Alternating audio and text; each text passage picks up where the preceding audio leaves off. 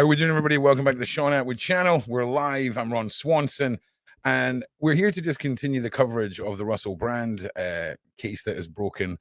And we're lucky enough to be joined just in a little while by one of Russel Brand's ex-partners from about 20 years ago. And I just want to prefix this. This is not painting somebody in a bad light. This is simply us, the public, the community, getting almost like a baseline of who this man is. Now, before we do that, I want to jump in to Russell's statement. And I just wanted to go over just one or two parts of this. 1 second.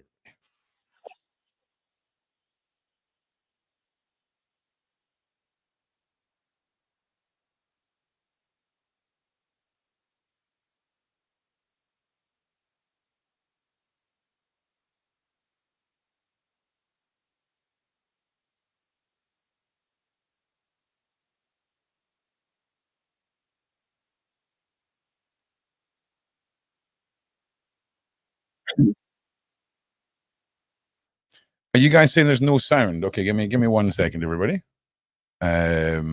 So if we go into here, sound settings, Chrome, system. I do apologize about that, everyone.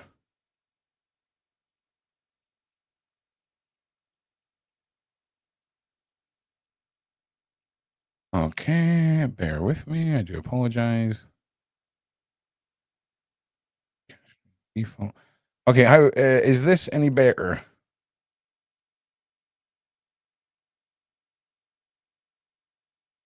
Okay, 1 second.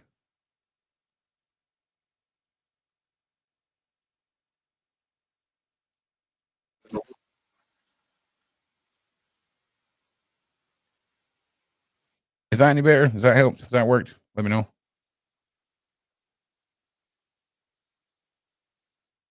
Is that still not playing? If so, I have no idea. Oh, no, I do know why that is. 1 second. I beg your pardon.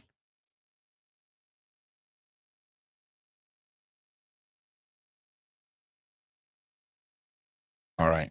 So now you should hear it. Hello. Firstly, thank you for these incredible and overwhelming messages of support.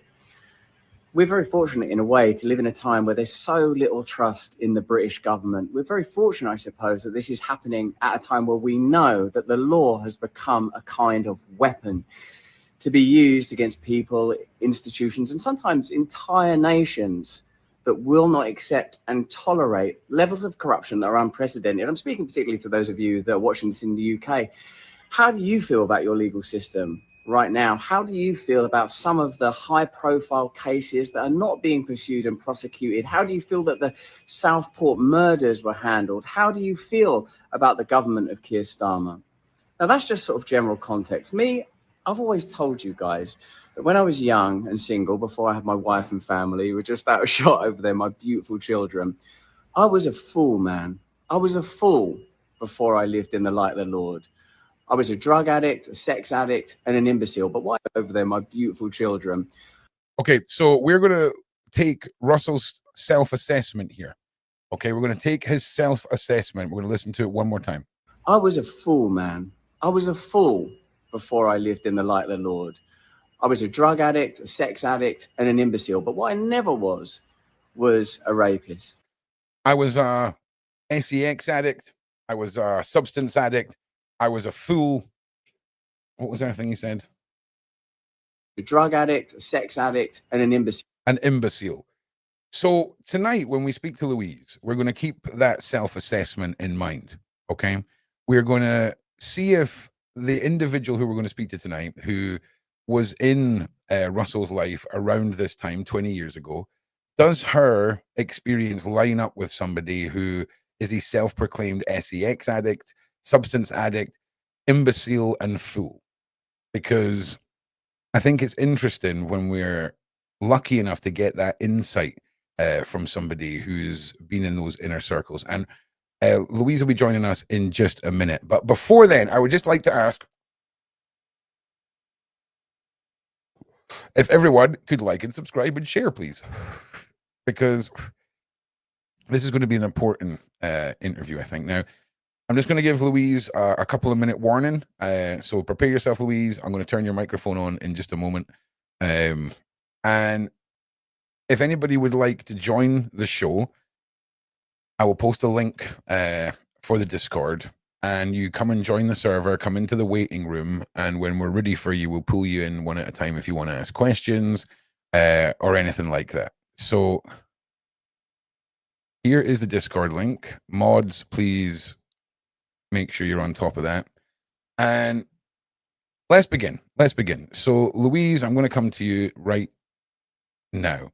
Can you hear me, Louise? Yes, I can. You can. Now, I just want to say to everybody, I have confirmed this entire story. Okay, the story you're about to hear did make a national newspaper, and the story is out there. It was 20 years ago, and respectfully, Louise is using her voice, and I'm, keeping her identity currently safe because it's 20 years ago. All right, and I just want everyone to know that this is all 100% being confirmed. Now, Louise, thank you for joining us. What was it like this morning when you found this out? It was a little bit upsetting actually. I felt a bit tearful today. Yeah, it's upset because it's a sorry story for everyone, isn't it? Everyone involved. Yeah.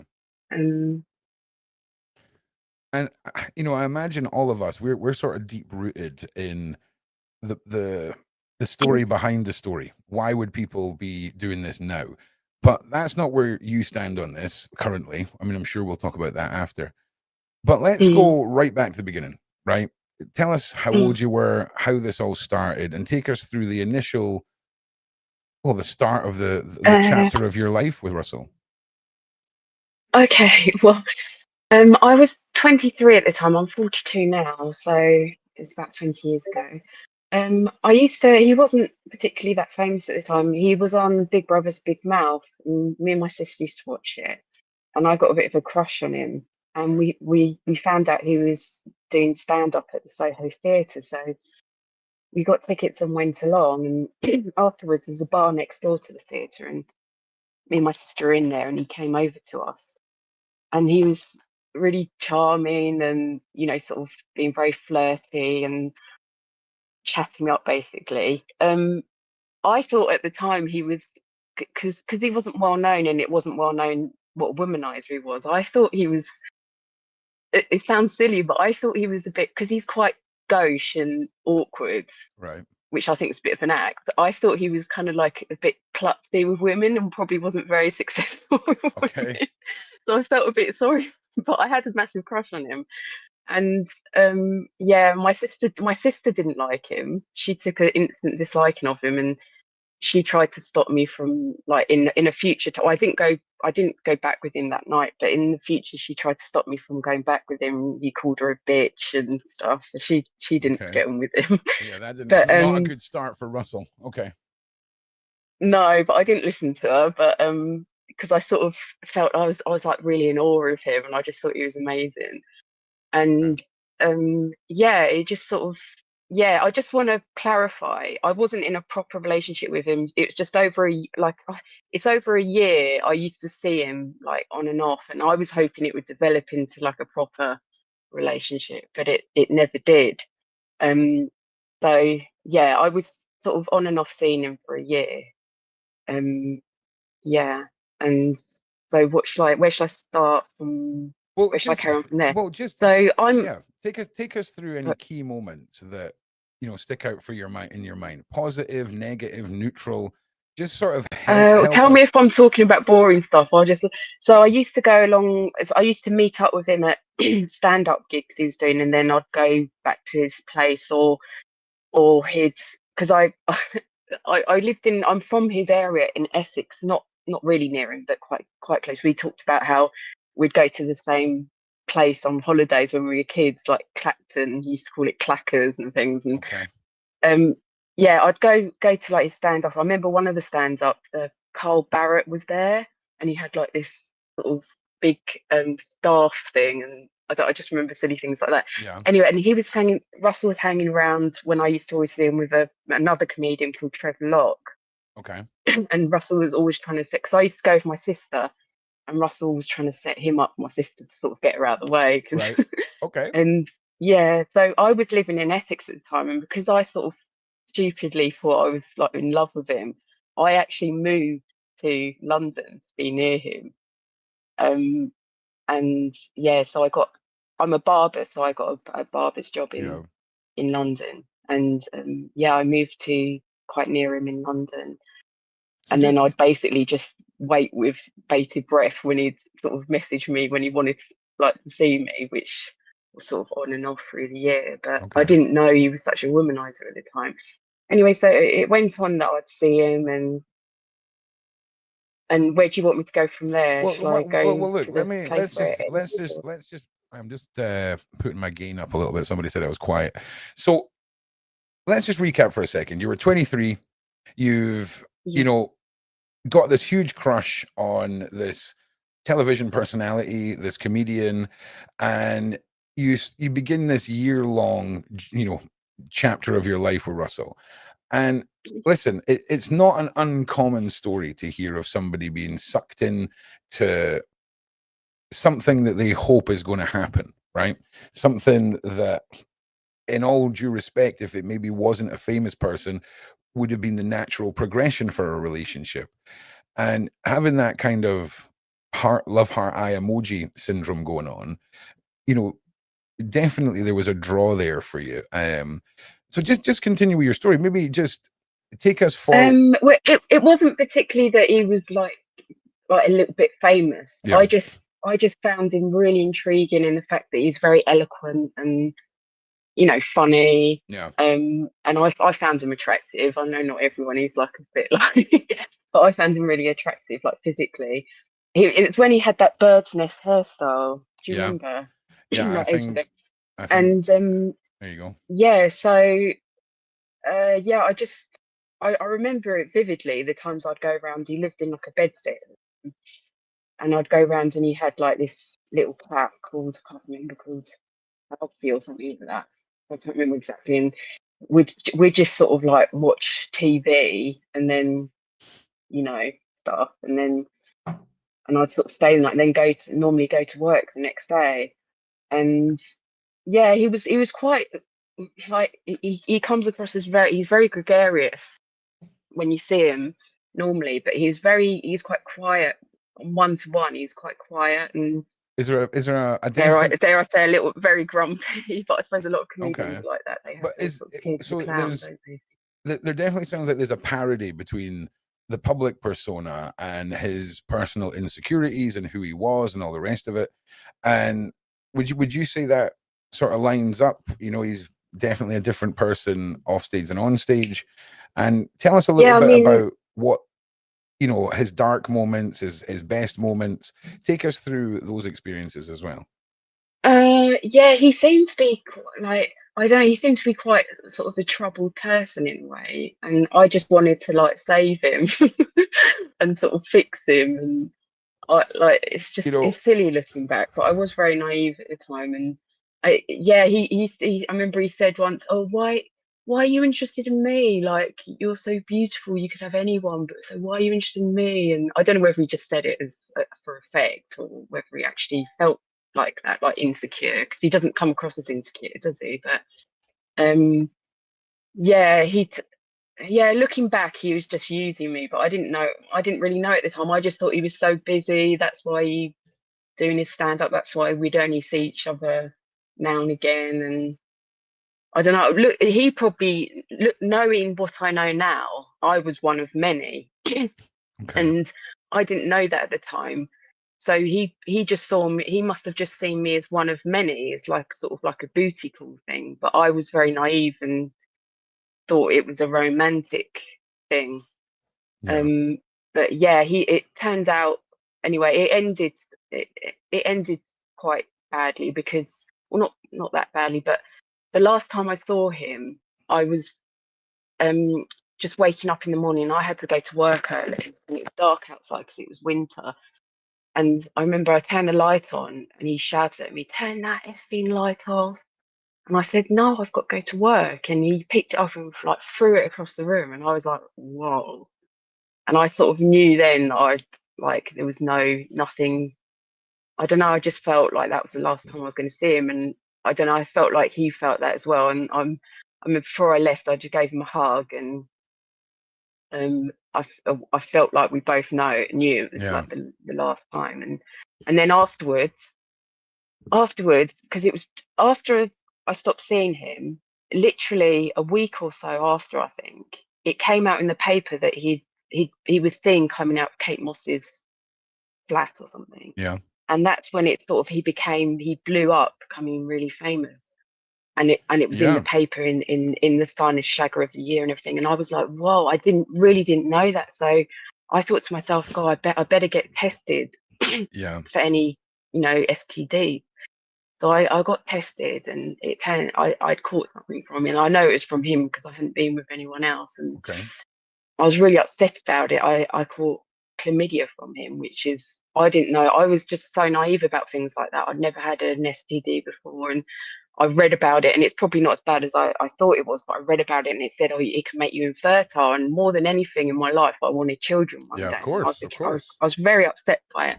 And I remember calling him to just to tell him, you need to get it, looked at, because you don't want to pass it on to anyone else. And he didn't answer. I left a voicemail. And I knew he was on his radio show that day with Matt Morgan that morning. So I listened to it.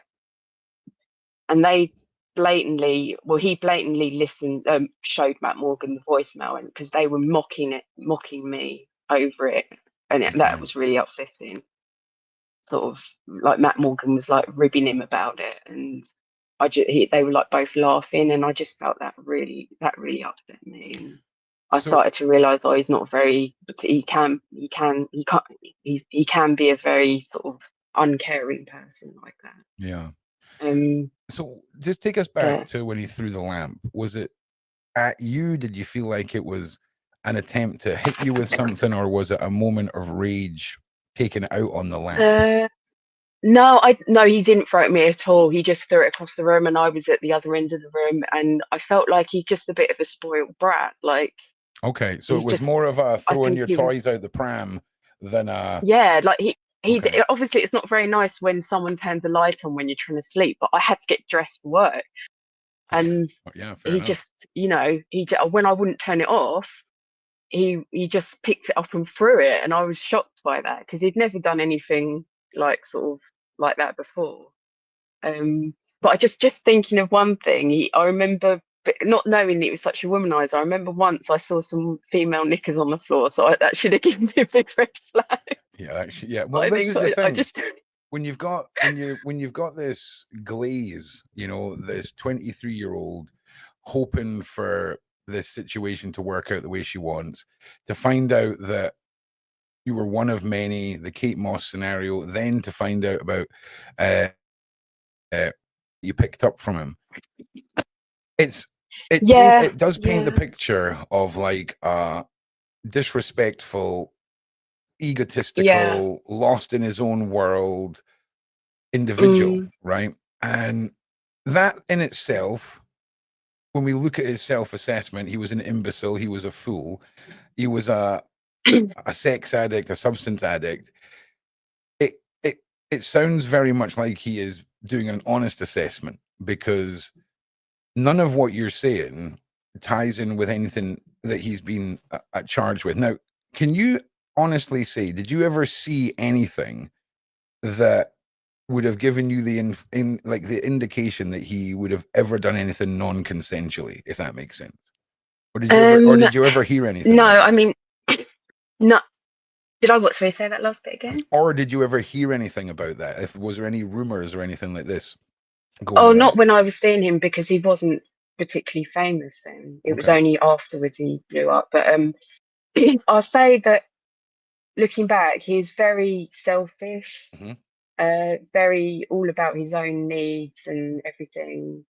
Very sort of just uncaring. But he'd sort of jumped from being very charming and like all like attentive to being very cold and not and saying things quite nasty. So, but like I don't know how to say it, like in the bedroom sort of thing wise, he was very he wasn't. I just want to establish he didn't rape me at all. But he just wasn't. How can I say it? He wasn't. He was very selfish in that regard. Okay. I'd say, and yeah. Okay. Well, I mean, listen, that's the important thing, right? Is but what I just want to say what you said earlier about he said he was an imbecile and anything. Yeah.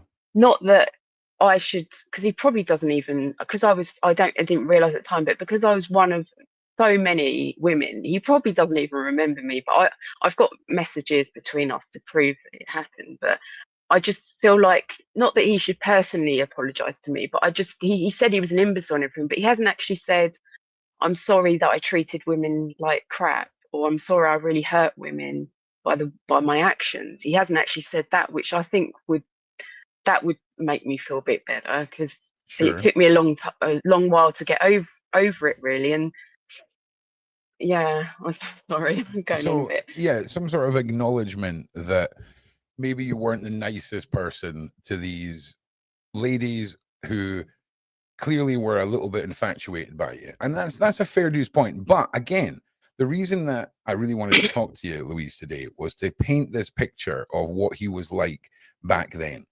And if you were one of the girls who were in his little group of girls at that time, you can imagine that where he was before he got on Big Brother and where his ego would have went when he got on Big Brother, it would have been a massive ego boost for him. And there's people that are saying in the side chat, possible narcissist, all this. You've got to imagine, you've got to remember as well, having addiction, two different addictions, one the physical act he was addicted to and the substance he was addicted to, that will create a Jekyll and Hyde scenario. You know, that will create a split personality. And he wasn't on anything when I was with him. He was very clean. I remember when I asked if I could have some coffee once, if I couldn't find any coffee, and he said, "Oh, I don't even have coffee because I don't want to get addicted to that." And so he seemed anyway very clean at the time. All right. But I knew when I was sort of seeing him, I knew about his past and his heroin addiction, and I felt so sorry for him that he went through that. And but I actually agree, looking back, that he most probably is a narcissist. Yeah. Which I've since I seem to be attracted to narcissists since then. I don't know whether that was just the start of my attraction to narcissists. But and since then I've become quite a bit of an expert on narcissists. So he does show all the signs of it, really, which I feel pity for narcissists, because they don't ask to be narcissists, but the very definition of a narcissist is someone who has no empathy for other people. They just care about themselves, basically. They're basically a bit like an emotional robot. They only sort of have emotion for themselves. Sure. Which is it's a sad thing. I mean, it'd be horrible to be like that, wouldn't it? Well, here's the thing. They feel quite empty. They never satisfied. They can never, because they can't properly feel love for people. Well, here's the thing. So that's my personal opinion. Yeah, well, 100%. And I would imagine that is a very accurate depiction of 20 years ago Russell Brand. And everyone has the sort of capability to change. So this new Russell Brand, narcissists can't change. They can never be cured. Well, this is what I'm going to ask you. So this new persona that we see of Russell Brand, do you believe that he's changed? Do you believe this is an honest depiction of who he is? You know, he's married now, he has children. Do you think the narcissistic tendencies could have been related to his addictions or his troubles or his mental health or all of that? And again, I just want to reiterate to the side chat, we're not talking about making excuses for the charges that he's been brought up. We're talking specifically about Louise's time period here and getting a character assessment of Russell Brand from someone who was close to him. We're not in any way discussing the current Russell. Well, we're about to, but we haven't been up till now. But how do you see the Russell Brand that he projects now? Well, I think the fact that I personally think he's a narcissist, I think he potentially could be capable of these accusations. But then again, it's such a hard thing, because it could have been rape. it could have been rape for the woman, but then he might not have realised it. Do you know what I mean? It's Yeah, quite, he might, yeah, I I just understand. think he's very entitled, and he's very, I think he probably, all the fame probably went to his head. But then again, this happened before he was famous, so it's very difficult. And I've since found out, I don't know whether it's true, Ron, but I think the women, I thought at first the women were doing it at suing or something to get money. And Yeah. so I was a bit suspicious, but I don't think that's the case. I think it's just I don't think it's to do with money. I think they just want to get justice. So that makes me think Okay. it's, Well, and I'm not disputing the victims, because of course. I personally think, why would a woman go through all of that if it wasn't true? It must be an awful thing to go through. I feel like they're brave to speak up about Well, it. 100%. So why 100%. would I they, agree with Ron, you. why would they go through that if it's nothing to do with money at the end of it? Why would they put themselves through that?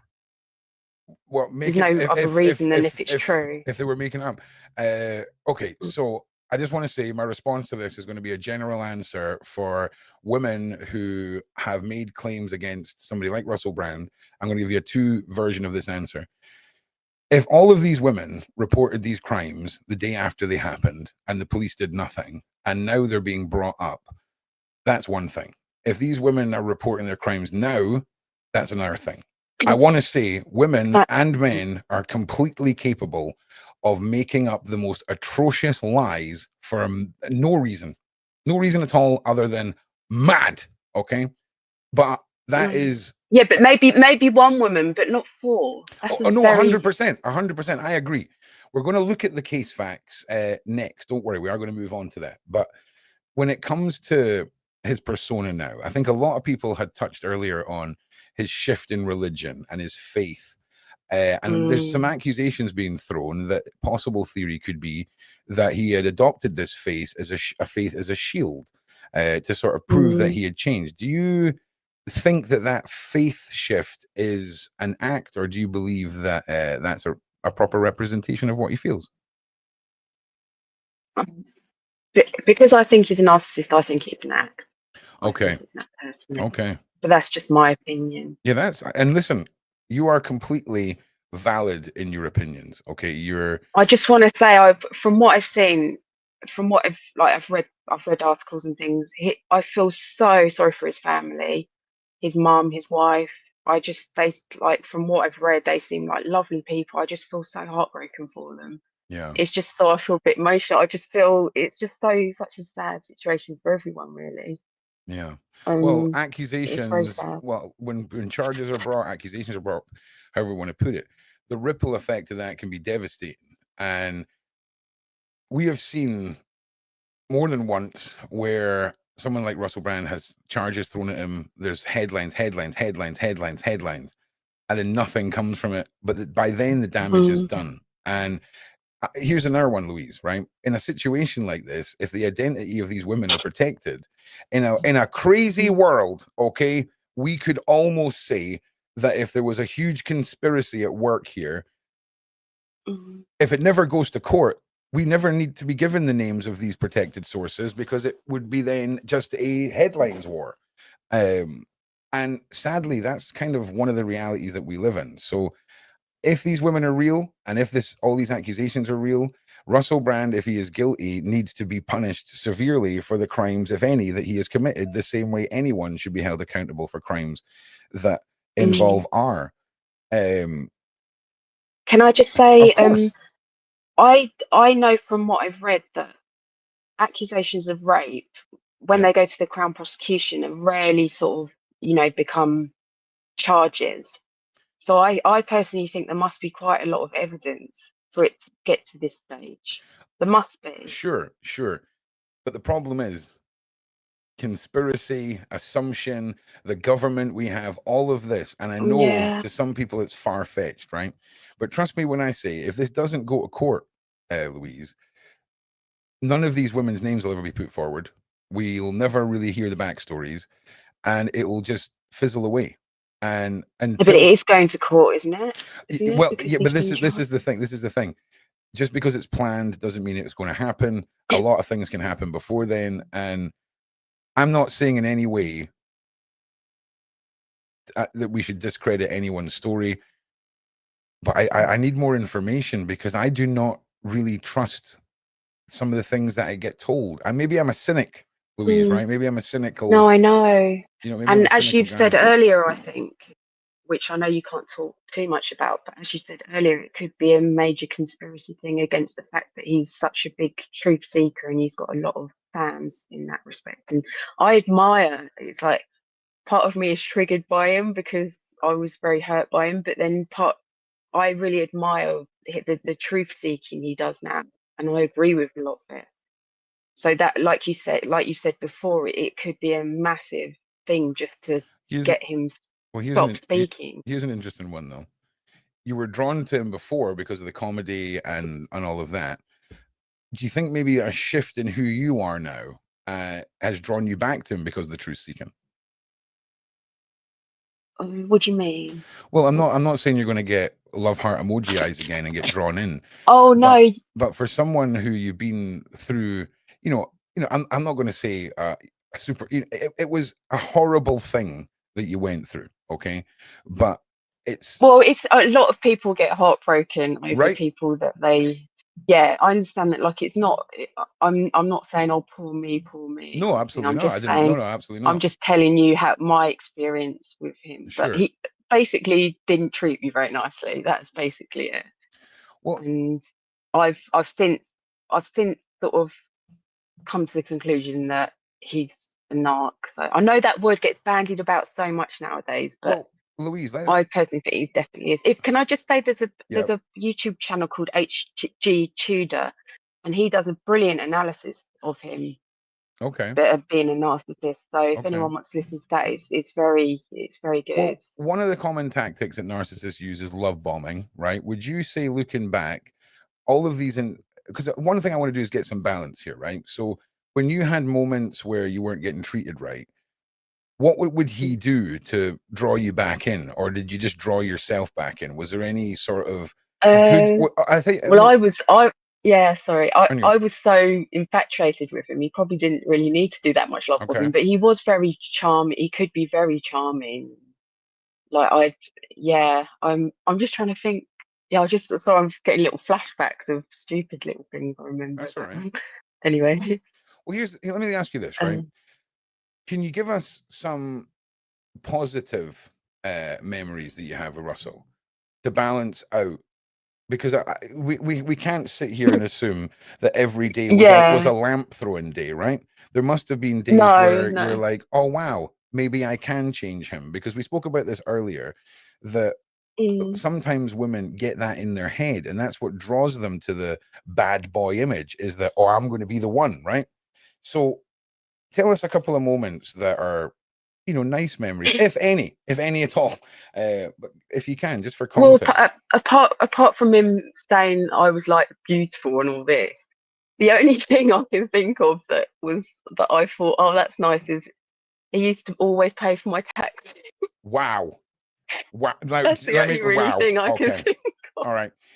So just to be clear, sorry, this is how besotted you were with Russell Brand, right? Let's cut the crap here. You were so besotted that, obviously when he threw the lamp, it was over for you, right? So it wasn't like that every day. But let's be honest, you were sucked in, and it happens to a lot of people, men and women. So there's no judging here. And I just want to say, I praise you for coming and telling your story, because a lot of people do get sucked in by someone online, someone on TV. It's an age-old story. But I put myself out there to be sucked in, so I blame myself really. But it's my fault for letting someone treat me badly. Well, you were 23. I went on to have like sort of abusive relationships after that, so I don't know whether that was just the start of but I went on to have like narcissistic relationships with like a few men, so I can see now, like I can know what they're like. So, and sorry, I keep going on about him being a narcissist, but I just know he is. That's all right. You're entitled to your opinion. You have an experience, and you're taking it from a personal experience. No, you're not casting judgments off the media and things like that. So it's all right. Don't worry. But I also feel sorry for him. I don't know why I do, but I just feel sorry for him too, because he's got family, and maybe he is trying to like he obviously is trying to be a good person, but I just don't think he's capable of being. Okay, well, here's an interesting one.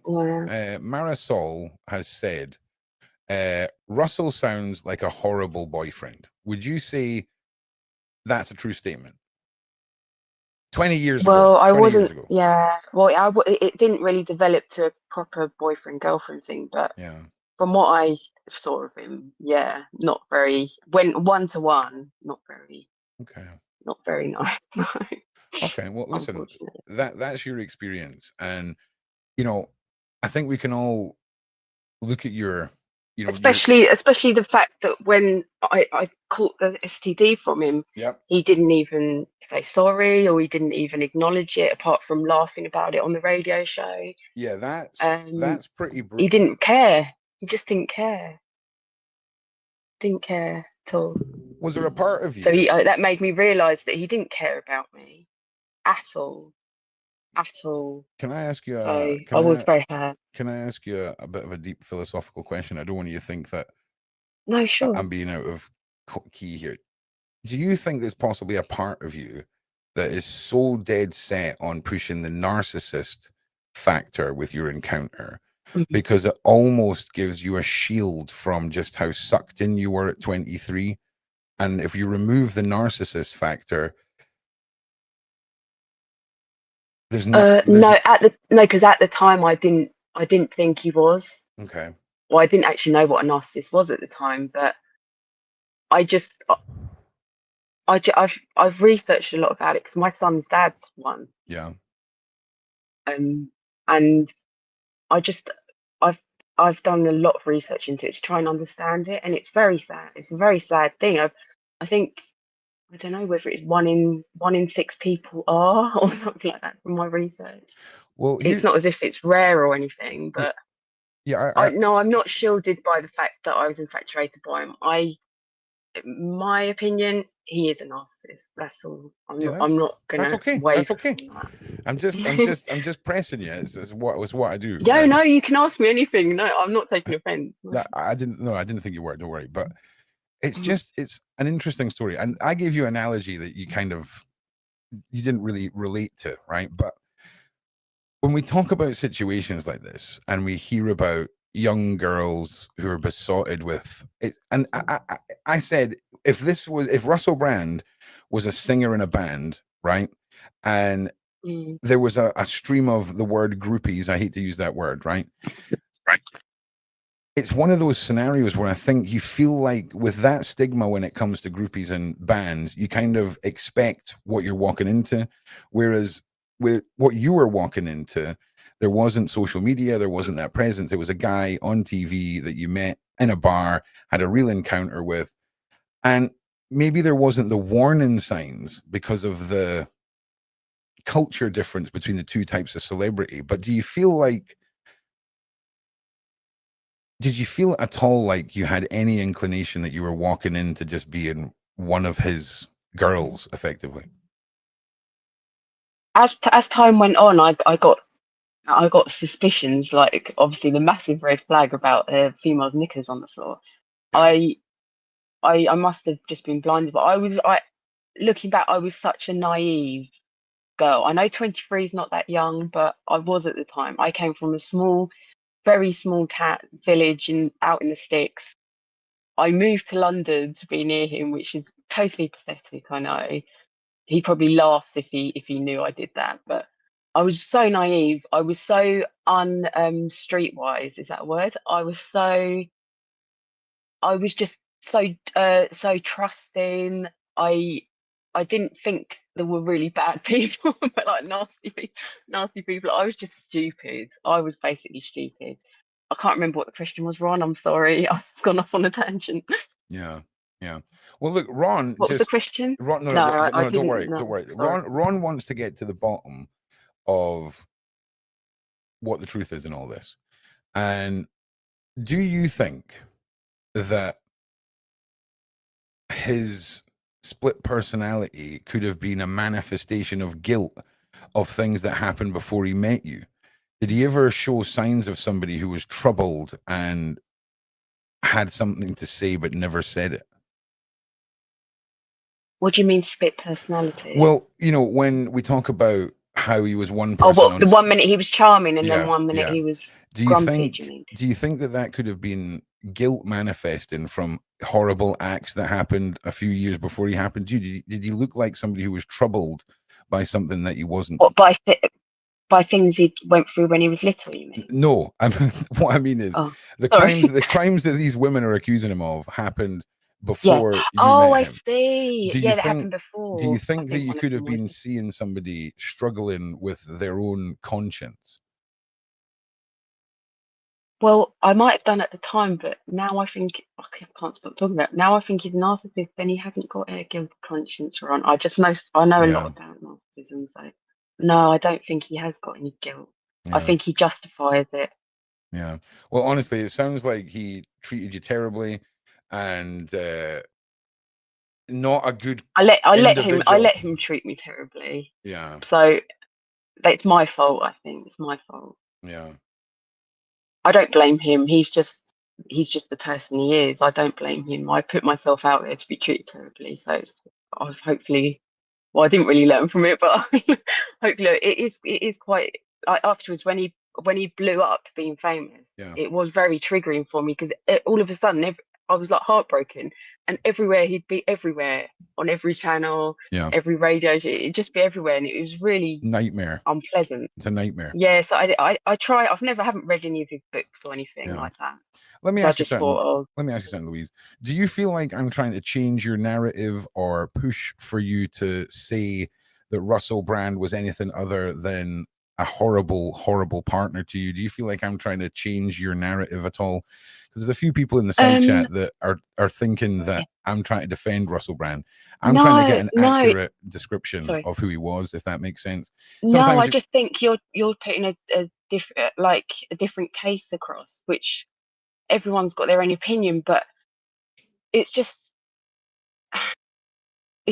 because I know so much about narcissism now. I just know he doesn't mean to be the way he is. He just can't help it.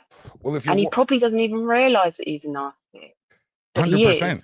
100%. If you're watching this and you're a hater of Ron, please share the live stream with something like, "Oh my God, this guy is defending Russell Brand." Please, it'll really help I know the you're not. viewership. You've got to put a different side across. It can't be like echo chamber. Like 100%. For me, you got to ask questions. You got to ask questions. And like I say, if you disagree with me, that's okay. But trust me, I'm only here for the truth with everything that I cover. And I thought that Louise's take was going to be a unique perspective. But it's very, very interesting when these things happen and the timing of these things happen. And it raises massive suspicions. Your story paints the picture 100%. I think people would agree that there's an argument for him being a narcissist. I think the way you were treated on that radio station after you discovered what you discovered is horrendous. I'll be honest, and I'm being blunt here. You paint a picture of somebody who was used by someone for their own gain, for their own purpose and desires, and was cast aside when you decided to leave. There was no trying to get you back or pull you back in. That must have been horrific to come to terms with, and paints a picture of a man back then who the phrase narcissist would be quite an eloquent fit. Put a 1 in the side chat if you agree with that. Put a 2 if you disagree. Put a 3 if Ron's way of explaining things is too confusing. And I just want to remind everybody, Louise has been very kind to say that if you guys want to come and ask questions, she will remain on the live. Any disrespectful nonsense and you will be cast out into the realm of shadows. But you're very Can I also say to sort of like support your point? Yeah. The fact that he's been married for quite a while and he's had children and he hasn't broken up with that person, that shows that, I mean, unless she comes forward and says, "Oh, he treated me horribly and everything," maybe he has changed. But just me personally think he's a narcissist. I don't think he's capable of it. But unless she, like in the future, it comes out that he treated her horribly, then maybe there's possibility he has, because maybe he isn't a loving husband, and I don't know. Well, I absolutely. just hope Heather, his family are okay. Heather in the side chat says, Ron, Russell admits he's a narcissist. Well, 100%. Does he? Well, according to Heather, allegedly, according I to don't Heather. know. So, well, if he admits it, that's something. well, here's the thing. But Watching Ron go on a journey like this and progress, getting to where he just said that a narcissist would be a very fitting title for him back then, is Ron getting to that conclusion that Louise's assessment, in my opinion, is bang on? Because when you look at a narcissist can't change. He can't. A narcissist can never change. They can never be cured, from my research. So that it's very confusing. I mean, the fact that he does seem to, on paper, he seems now to have been a changed man, but I don't know. I don't know. I don't know really, but I've got my opinion. And listen, you are wholly entitled to it. In fact, you're probably entitled to the opinion a little bit more than any of us because of your a little bit, yeah, because I had dalliances with him, whatever. I can't think of the word. Anyone who has to get a massive dose of penicillin gets up a notch on the opinion scale. Do you know what I'm saying? So I just want to say, anyone who would like to come and join us, please do so. Have your say, have some questions. If you have constructive criticism or you want to put forward a different point of view, please do it respectfully. And I just want to remind everyone, we're talking about a 23-year-old woman. Do you all remember what you were like when you were 23? Like, do you all remember the decisions we used to make at that age? And it's definitely nothing that you should feel you should blame yourself for, Louise, at all. I kind of do, because I stupidly, let myself be treated like that. So I kind of do blame myself. But then again, he shouldn't have treated me like that. But no, of course. I let it happen. So, but then I was naive. So looking back, I don't know. I shouldn't like blame myself for it, but I do in a way. I don't know. And again, I think your points are bang on, and your assessment of him back then, I think, is bang on too. I think, again, this whole story, I had assumed that when the documentary came out, Louise, that we were going I didn't see that documentary. Well, no, I don't like watching why. anything because it triggers me. Yeah, I can understand. So what was the documentary like? Oh, it was. Did it just paint him in a bad picture? It was pretty severe, right? Oh. But what we expected to happen after that was an avalanche of more victims, if you will, in the same with most cases. And to my knowledge, it never really happened. Do you think the next 48 hours is going to be telling to see if it goes from 4 to 8 to 12? I see what you're saying. And also, you said earlier that why didn't the women come forward at the time, which they might have done. They may have done. But then want to say, I just pointing out the difference between the two. Sorry to go. Victims of sexual assault, a lot of times I've been a victim of it, not by him, but you just want to forget about it. You don't want to talk about it. You don't want to remember it. So I kind of understand why they wouldn't have come forward straight away, and also the fact that you feel like you wouldn't be believed, or you kind of, the fact that rape cases hardly ever come to court. Yeah, well, it's 14% are reported and less than 1% go to conviction. I mean, there's a really, really horrific statistic. Do you think that? But I also know that women can cry rape when it's 100%. So that they give the real victims. No, 100%. Like, it's terrible for the real victims. It's like, so that can be the other way around. I know that. 100%. And it's one person's, unless there's actual proof, it's one person's word against another, isn't it? 100%. 100%. That's where it gets tricky. Me realize the fact that it very rarely goes to court shows to me that there must be good evidence in this particular case. But then again, if you think about it on the conspiracy angle about bringing him down because of his proof seeking, I don't know. Yeah. Well, listen, everyone, get your say, have your say. Come and join us on the Discord. If any of the mods or the community members want to come into the waiting room, I'll start pulling you guys in. And I'm sure some of you have got some questions for Louise, and she's very kindly going to accept some questions. So you can either type them in the side chat or come and join us.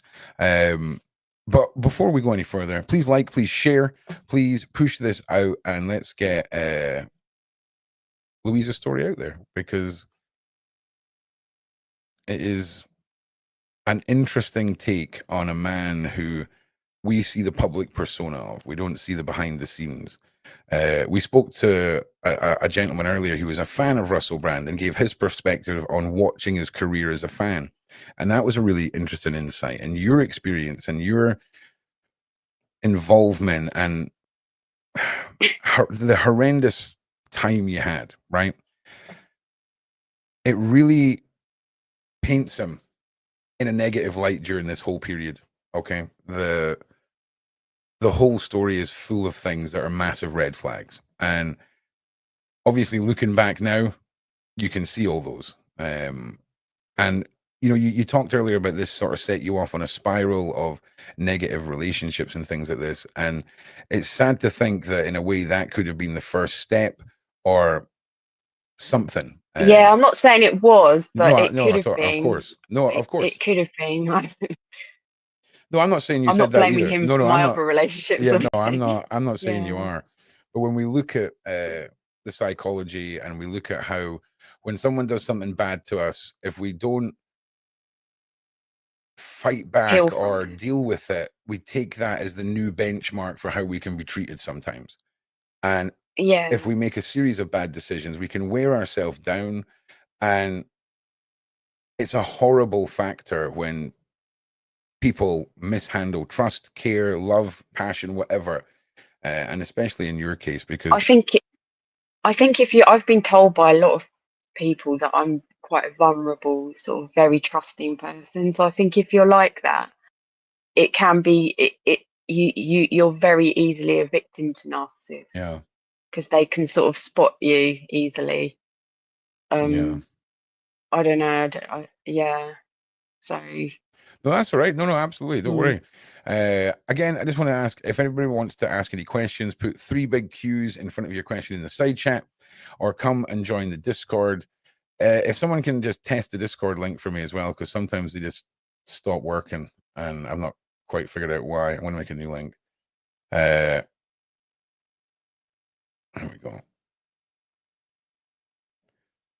But from my experience. Oh, you're right. am I you still on? Yeah, you're still here. Oh, from my experience from being in relationships with narcissists, it is such a damaging thing, and I think people should clue up on it. Obviously, women can be narcissists too. It's not just men, because it can break people. It can break people's you know, mentality. It can damage you so badly. I think people, men and women, should be aware and clue themselves up on narcissists so they don't get into relationships with them, because it is very damaging to your psyche. Yeah. Yeah, but it's that wearing down, right? It's the chipping away at who you are, whether it's and again, I became not through him particularly, but through my son's dad. I became a complete shell of my person, a shell of myself afterwards. It took me years to get over it. Yeah. Years. And so he's got, not that I'm going to say his name or anything, but I'm friends with his ex-wives, and they went through the same thing with him, and we're like, we support each other now because we both went through terrible abuse from him. Wow. And just from that, I can look back and just see the same signs that Russell had, the same sort of disorder, I think you call it. I think. Yeah. So I don't know. I mean, it was only like a year on and off, so I can't. And I'm not a psychiatrist, so I can't diagnose him with it. It's just my thoughts on it. That's okay. Now, just to reiterate, did you say that he was completely clean of substances? You never seen him do any substances during your time with him, right?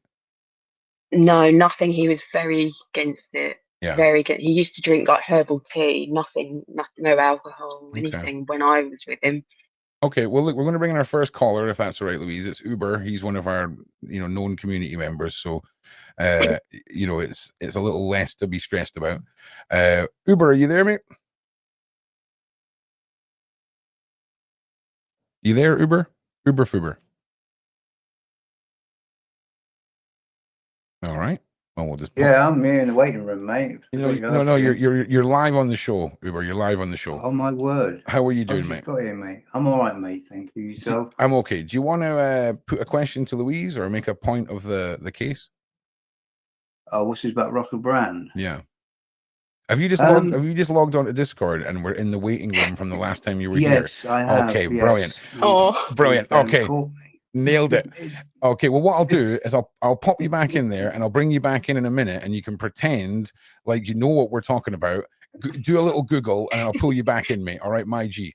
Now, we've got someone else who's in the waiting room who is called S ... which is by far the most sus name ever.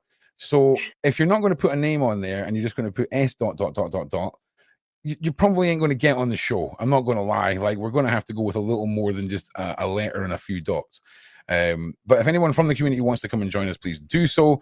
We're going to cut back to Uber Fuber in a minute or two once he's Googled some stuff.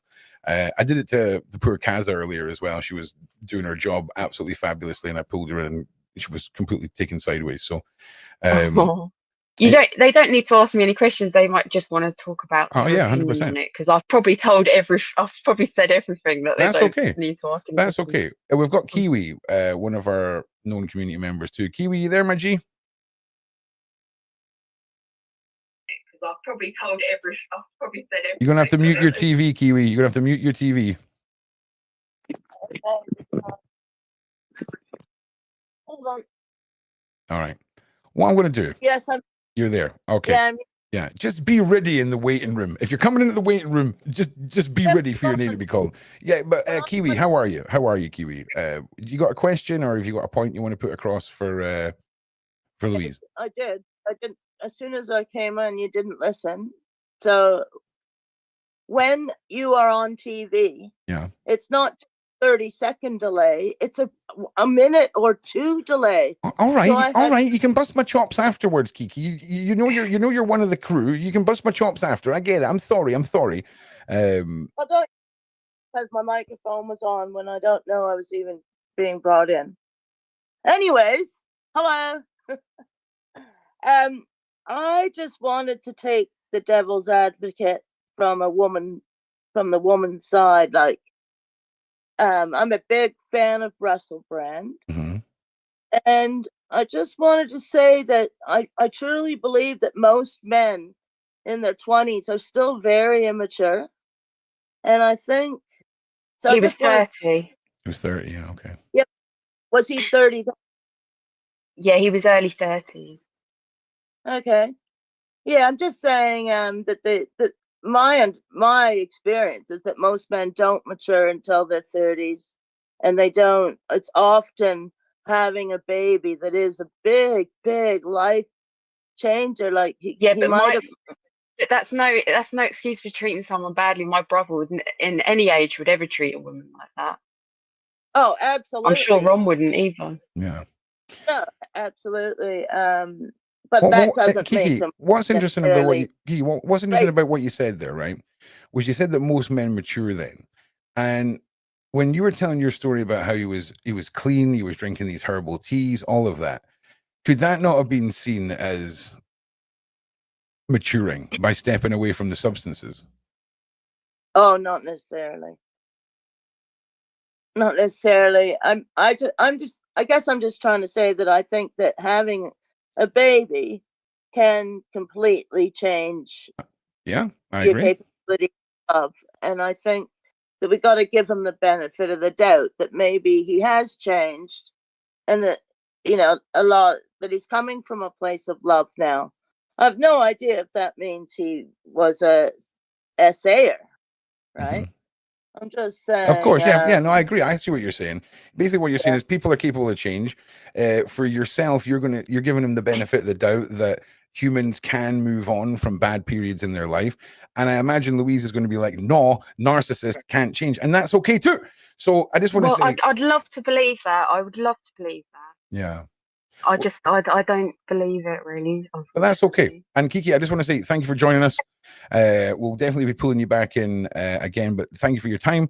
I'm going to go and grab KLG now, but thank you very much, Kiki. We'll speak to you again soon. KLG, are you there?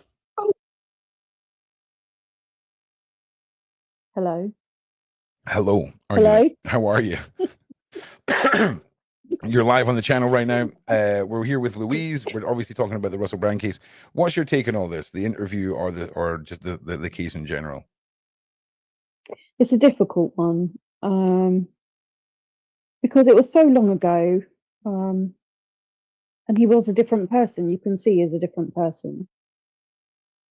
But people complaining that why have these people waited so long also to report him also gets to me, because as someone that's been through something, it took me a long time to even say the words. So it's a difficult one for me to process, really. Yeah, 100%. You know, everyone grows, everyone changes. You know, when we were younger, we all got up to stuff, you know. But it's just, yeah, I'm torn. Yeah, it's an interesting one when we get we get very much delving into the hopes that people can change. But just to sort of paint a very dull picture, there's been multiple celebrities, multiple YouTubers, multiple people in the public eye who are a shining penny from what we see, the viewer, the regular person. But from behind the scenes, there can be something very different going on. And I would like to think I would like to be, you know, exactly what Louise was saying. She would love to think that that could happen and be true. But you have to understand that we've never seen the side of Russel that Louise has seen. We've not seen No, that's right. That moment. And that is what makes this interview so fascinating, because all of us. Can I just say? Yeah. Can I just say, I believe that everyone that's born is like innocent, and I think he was an innocent little boy, and I know he went through horrible times when he was young, and I think it unfortunately made him into a narcissist. And I think the horrible time, the traumatic times he went through when he was younger, from what I've heard, then no wonder. So I don't blame him for that. And also, drugs don't help. They No. don't help. But in that moment, people don't realise that until afterwards, until they look back. Yeah, exactly. He might have been on drugs. If these things did happen, he might have been on drugs at the time, because he didn't do to me what allegedly he did to these women. So that might have been the case. You know, not that excuses his behaviour, but it definitely, you know, it could have contributed to it if this did happen. Yeah, if it was you know, something that happened when he was under the influence, it's not an excuse, but it's at least we know he might not remember it because he was under the influence, you know. That's true too. That's 100% true. Yeah. And you know, I think when we talk about things in this, we're making assumptions here, but it's not what we're saying is far-fetched. It is a reality that if you are, and again, don't be naive enough to think what we're saying is drugs are an excuse, right? That you're better than that, side chat. But it's a point of discussion about how a situation happens, because there's a difference between an opportunistic R-worder and a serial R-worder and substance fueled R-worder. There's a difference between them all. They're all still horrible individuals and horrible things that have happened, but it's a Can I just make a point as well? Yes. Did anyone read, whether I'm right, about the girl, the 16-year-old girl that he was, no, you know, that he used to that there was in the paper about 16, I think she was 16, that he, you know, essayed, and Okay. she was very like traumatized by it. And he used to get taxis from, I think the BBC used to get taxis to drive her to his house, and Okay. that troubled me, that story of that young girl, because if he was he must have been in his 30s, like mid to late 30s at the time. So that's quite a troubling story. Can I get one of the mods to look for that online and DM that to me, please? Because I've not read that, and I would very much like to see that. Not to check your facts, because I believe what you're saying. But yeah, I definitely remember that story. Yeah, man. Like Gillian's just said I sound posh. you do. Yeah, you do. You're very well spoken, KLG. You're very well spoken. Against my Essex twang. Love it, right? Love it. It's a good mix of accents here this evening. But KLG, thank you for your points, and I'm going to pop you back into the. In fact, no, KLG, you can just stay there. I want to make everyone aware. I'm not excusing that the whole thing with drugs at all. Not at all. No, I know that. I'm just saying it could have been a factor that. Listen, there's a certain level of person that doesn't understand the finer the finer intricacies of a discussion. They hear words and then they hear what we're talking about, and in their head what it gets jumbled up into is they are saying this is a reason and an excuse. We're not. We're talking about a roadmap of someone's it's good to mind. It's good to have a different angle on it, because none of us know. We weren't in the room when these things supposedly happened. So it's good to have all angles to try and work out. Well, we're trying to work out whether it's true or not. We won't know, will we, until whether he's well, I'll be honest with you. It is more than capable that somebody who is an incredible person had a period in their life where they were a different person on substances. I've done multiple investigations into people who use substances to justify horrible things that the people that it happened to see it as abuse and a horrific trauma, but the person doing it, well, it's like, well, it wasn't me. And they can genuinely disconnect from that. And I've witnessed it as an investigator. So the concept of somebody being on something, doing something, and then not even acknowledging it as a crime, and then years later, the confidence in that victim coming forward is an entirely plausible situation. It is. I'm not saying this is what's happened. I'm just giving a possible analogy. I've just remembered something. I do get that too. Yeah, on you go, Louise. Oh, I just remembered that the story that when it first came out about these women accusing him, I think the young girl, the 16-year-old girl, and another girl who claimed, I think it was an American girl who accused him of the R word. They both said that he got these sort of funny eyes. His eyes went black when he was doing the act, and they sort of like got these shark psychopathic eyes, which I thought was a bit scary. But that's a well-known thing that narcissists get when they're doing horrible things. Yeah, I remember that as well. I'm not imagining this. I hope I'm not imagining these stories, but I do remember reading this. No, I think Max actually found it, but he's posted it in the side chat, so I'm just waiting on him DMing me it over. Thank you very much, Mac. I appreciate you. And we'll take a look at that. I'm sure you and Sean will go back to all these the stories in the papers of the women that have. Well, here's the thing, right? Here's the thing. I've not seen this, so this is very much Ron wants to take a look-see-loo here. So let's pull this over. It's quite shocking, that case with the young girl. That upset me a bit when I read that. Okay, when was this? This was only a couple of years ago. Calls grow to release age of consent laws after Russel Brand allegations. Women who allege Star essayed her when she was 16 for debate about staggered ages of consent. There are growing calls for laws on social norms around the age of consent to be reassessed after allegations that Russel Brand essayed a 16-year-old when he was in his 30s. The alleged victim who told the Sunday Times that Brand had a 3-month relationship with her that started in 2006 has called for a debate around staggered ages of consent. Speaking on the BBC4 Women's Hour this week, the woman known by the alias Alice is said said it was time to start thinking about change. The law and staggered ages of consent. There's a reasonable argument that individuals between 16 and 18 can have relationships with people within the same age bracket, she said, adding that there should be a way to prevent older adults from exploiting 16 and 17-year-olds. You're allowed to make mistakes as a teenager. They should be with, your own age group.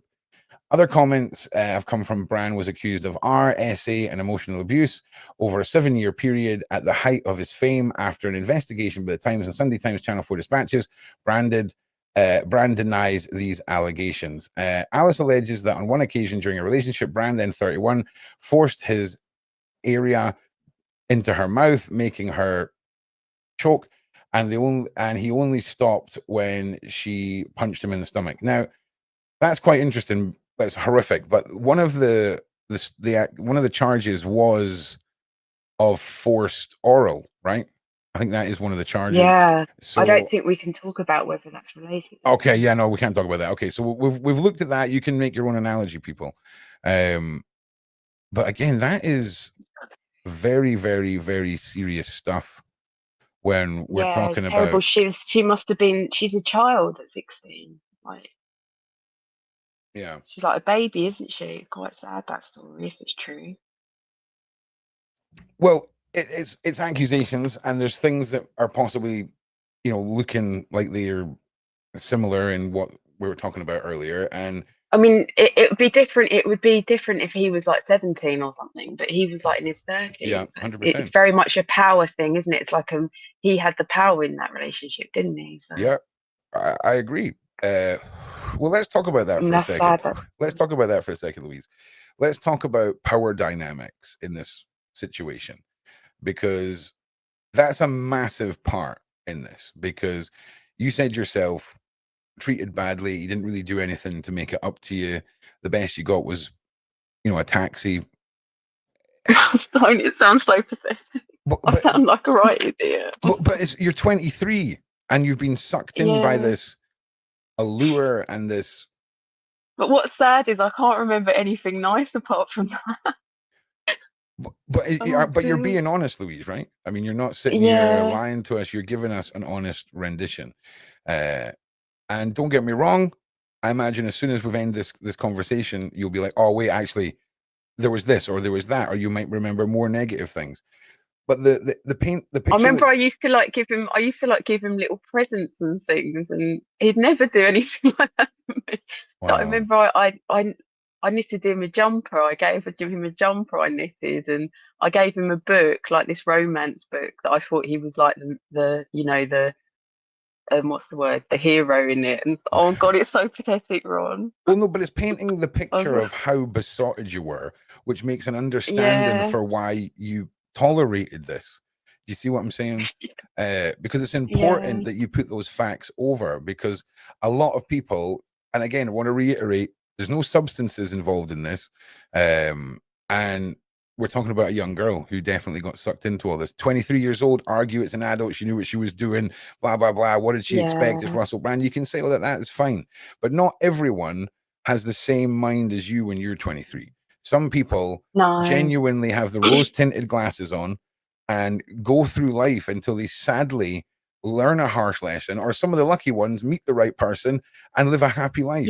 But a lot of the time, the lone wolf monsters of the world can smell that vulnerability and they go in for it. And I'm not necessarily talking about Russell Brand here, just to be clear, but when it comes to the individuals that can seek that out, it is hard. I just feel quite emotional about that girl now. I remember that story about the 16-year-old. It makes me feel so sad.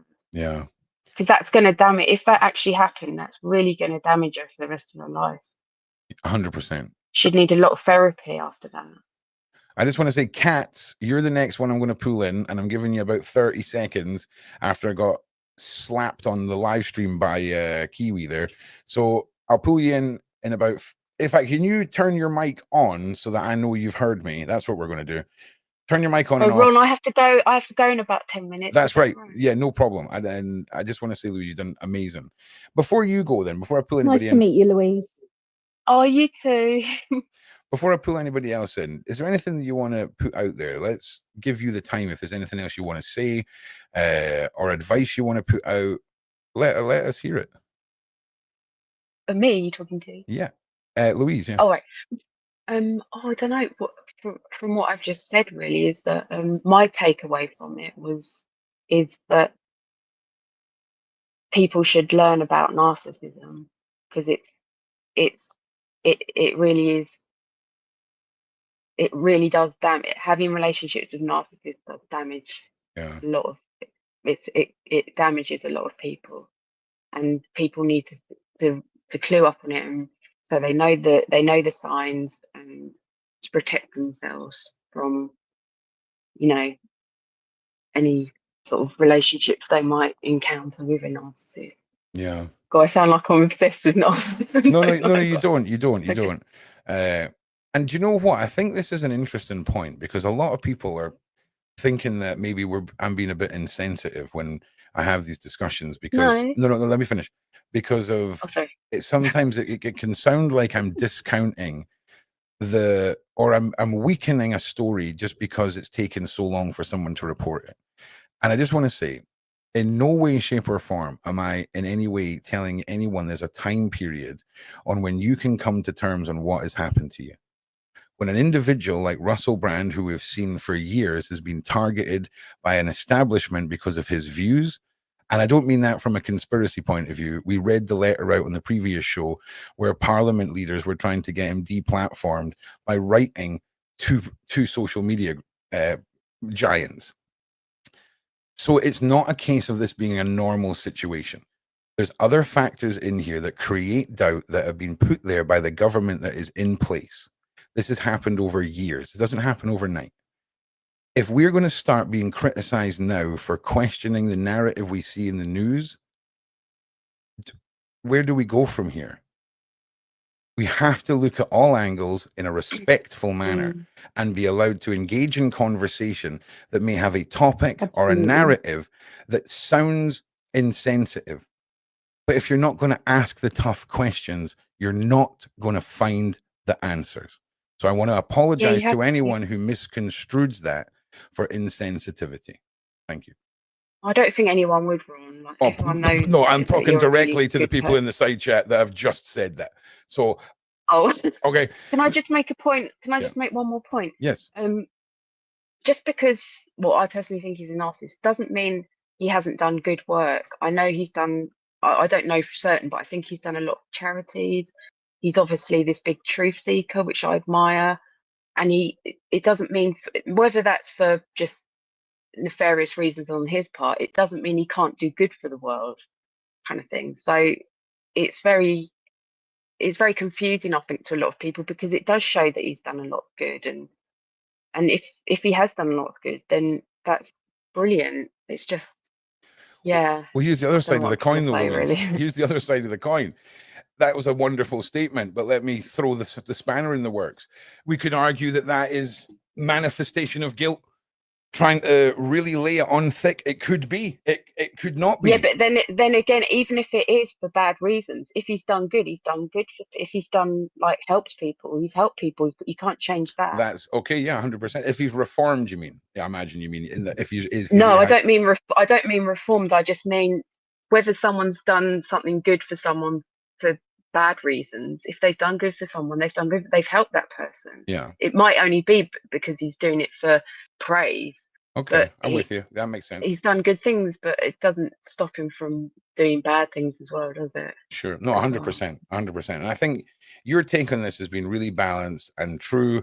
It's your story. And, you've had a lot of positive feedback in the side chat from everybody. If anything, they've been punching me severely because they think I've been insensitive. Oh, no. But it's okay. I can take it. Listen, I'm not here to pretend like I'm not going to ask what I'm going to ask. And some people question why I go down the roads I do, or I question the way I do. Just my process, guys. Because you're like a journalist, aren't you? You've got to ask these questions. Otherwise, it would be an echo chamber, wouldn't it? And it can't be. Yeah, 100%. And I think sometimes you need to ask the questions to get to the truth. Now, listen, we are approaching an hour and a half. I know that you are now really pushed for time, Louise. Do you want to cut it there and we'll all just. Oh, I've got another 5 minutes. Okay, brilliant. If anyone does want to ask a Yeah. question. Okay. Well, what I'll I think do. I've said everything. What I'll do is I'm going to pull Kat's in and see if she's there. Kat's, are you there? No, she's. Are you there, Kat's? Yeah, 100%. And I think just pause your TV for us. Can you hear me? Yeah, we can hear you, Kat's. If you Can can you just hear me if you can all just pause your TV for us, that would be great. Yeah. Done. Wicked. How are you doing? You're live on the Sean Atwood Show with Louise and myself. Is there a point or a question you'd like to put across? Louise has only got about 5 minutes, so we need to be aware of that. But Okay. anything you want to put out Okay. there? Hi. Oh my God. Oh my God.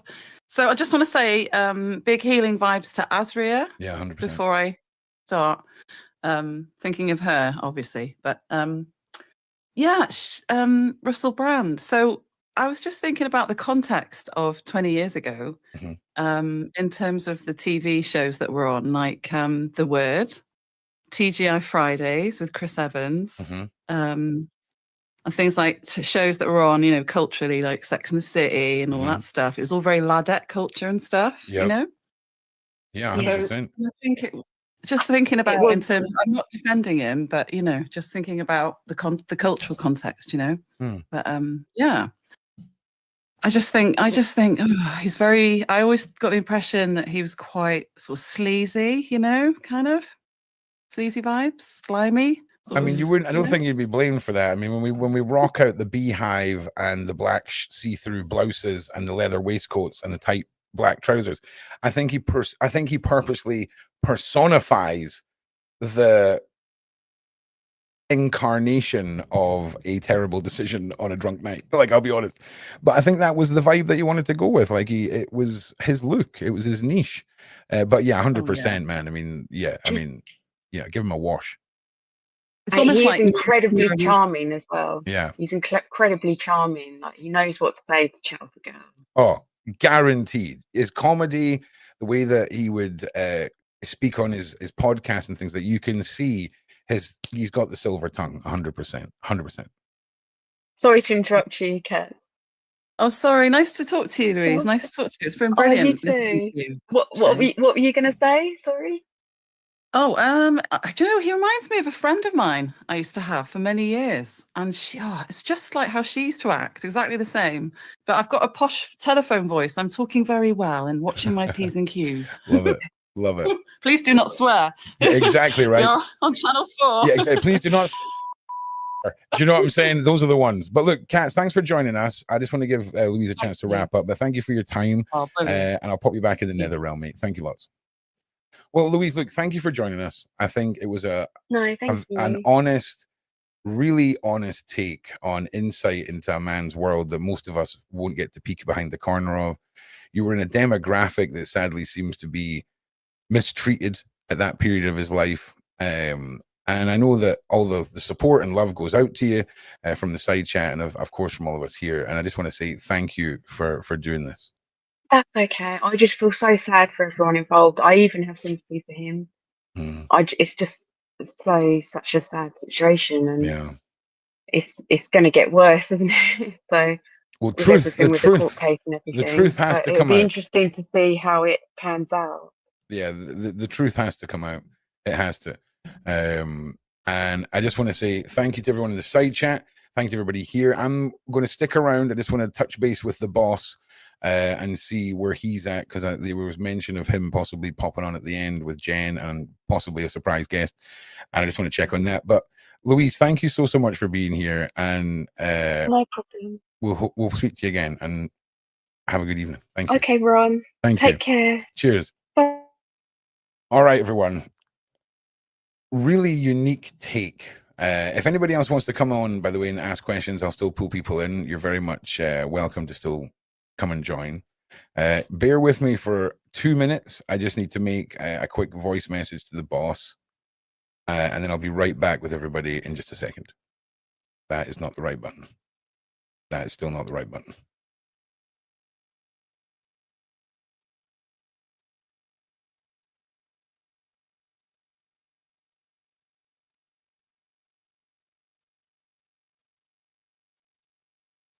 I pushed the wrong button again. Give me a second. My system is so slow. In fact, we'll go old school.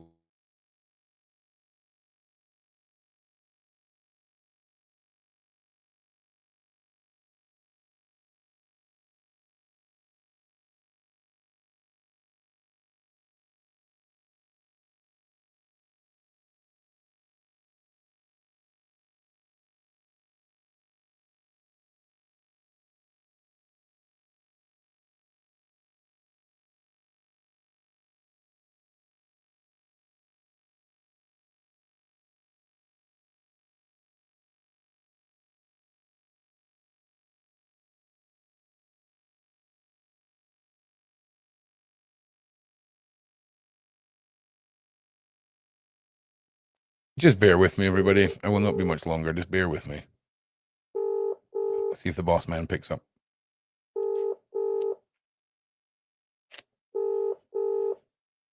Thank you, Larks. I do try. I do think he's busy. He's at a family event. There we go. Well, not a family event. He's having a little supper, shall we say.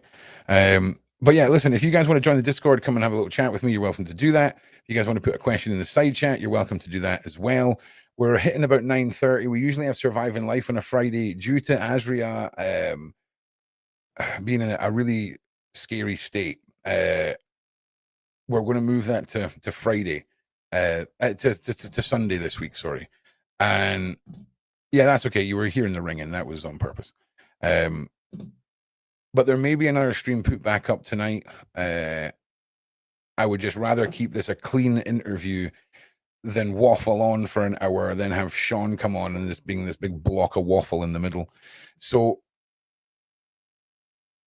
that's probably what's going to happen. But I'm more than happy to hang around and take some questions or see if anyone has any points of view they want to come and give over on Twitter. And yeah, absolutely. It's been a really, really good night. And I just want to say there was some heated, fiery questions and opinions in the side chat. We encourage you guys here to speak your mind.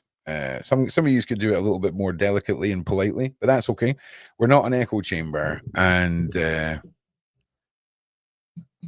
just hope you all know that. So, and Ron's got thick skin, so don't worry that if you criticize me one day and say that I'm doing okay the next, it's an issue. So, yeah. No, so why are you saying sorry?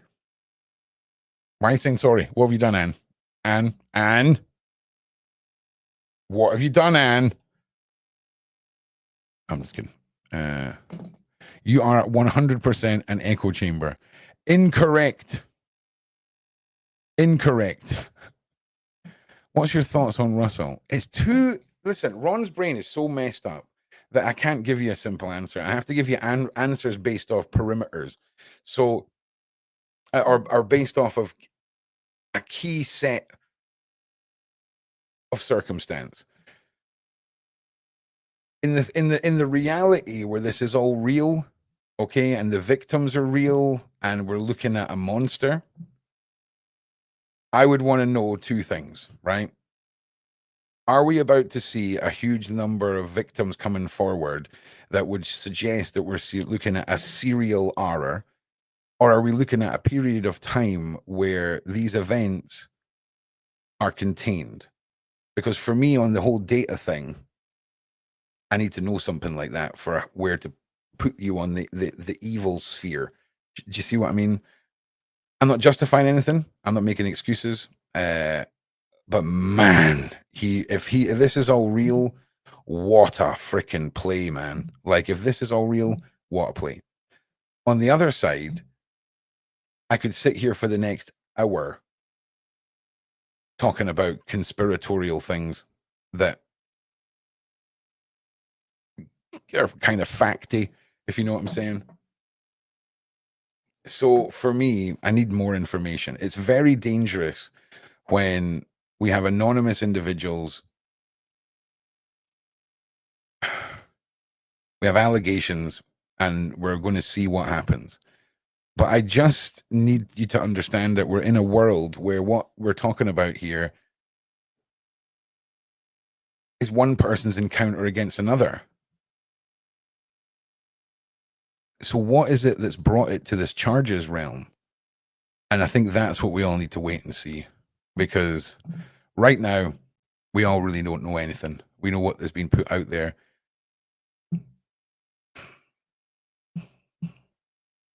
You know, and again, it sounds harsh again, but when we look at facts that are kept from us, when we look at the grander picture of conspiracy and government involvement, political views, and we look at history and how people like John Lennon and individuals who have been taken out, or name anybody that you want, when they have a voice that goes against the system. So there's a lot of ways that we can answer that, Vanessa, and sadly, all of them are terrible. So very unsatisfying answer for you, I'm sure, but I do apologize. It's too complicated for me to give you a simple answer. You know, you want to be, if I'm objective, I don't know Russel Brand, never hung out with him. I know what he does online. I've seen what he was like before. I've heard Louise's statement. So that's what I've got to go by. You know, so yeah. Okay, so if everybody would just like to get a bit hippy dippy with me, and everyone who knows Azria's a very well-known guest and co-host on the channel. She is very, very ill right now, and all of you mages, witches, warlocks out there, please project your most healing of healing light to her. You know, please. And do you know what else, Vanessa? I think I'm like that because of my investigation past, where I've investigated people where you would think are monsters and it turns out they're not. And I've investigated people who you would never think are monsters and they turn out to be that. And I think my ability to wait until I react emotionally to something is maybe where I sometimes come off as insensitive, if that makes sense. So, all right. So there may be another live stream that gets put up. And I just want to say thank you to everybody. Please share this. Please like this. Please push this out. And I just want to say thank you all for being awesome. You an ex-copper, Rocco. Ron, that's my real name, Rocco. Ron, no.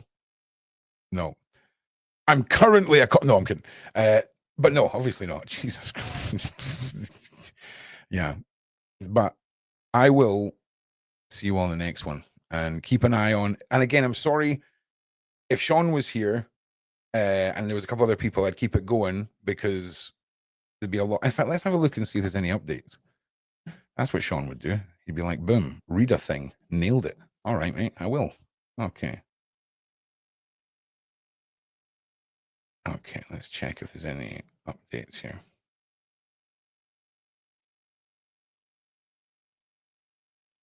Four hours ago, Russel Brand charged. 2 hours ago, charge. It's just all the same stuff. Yeah, no updates yet, guys. All right, everybody, thank you all for being here. If you're on the Discord, come and join it. Be social. Let's all get to know each other, all that good stuff. If there is another live going up, you'll hear about it very, very soon. And yeah, I just want to say thank you all for being awesome. You really are the best community ever. And without you guys, none of this works. We're just crazy people talking on the internet. So make sure you like and subscribe. Come and check out some of the other topics and other content that we produce. We love to hear your thoughts, and we love to make sure you guys have got something to keep your content desires fueled. So thank you for being here. We'll see you in the next one, my G's. Peace out.